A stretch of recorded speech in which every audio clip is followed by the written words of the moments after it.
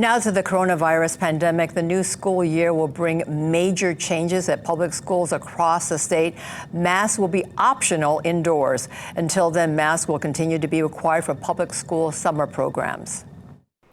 Starting August 1st, the State Health Department will highly recommend masks be worn indoors on public school campuses when rates of COVID-19 transmission and hospitalizations are medium or high by standards set by the Centers for Disease Control and Prevention.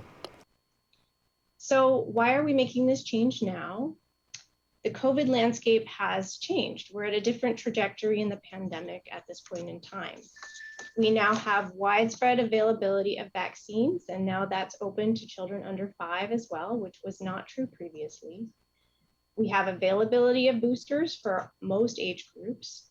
We have high levels of immunity at this point, both from vaccine and from natural infection from recent Omicron surges that have passed through the state.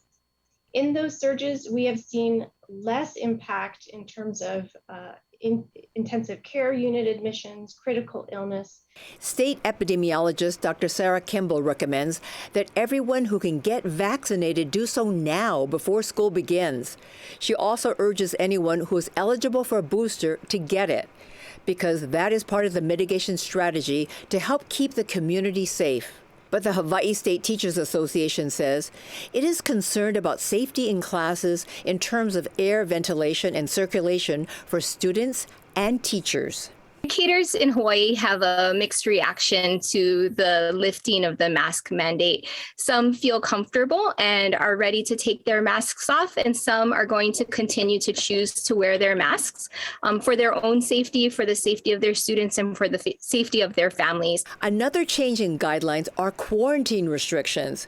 If students are exposed to COVID in school, the State Education Department will not recommend students go home to quarantine. Instead, it will recommend all students in that classroom wear masks.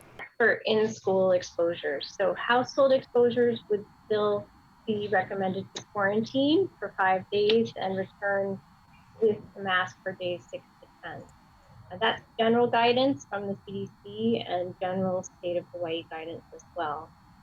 The Department of Health also recommends that everyone consider masking indoors, especially when COVID levels are high.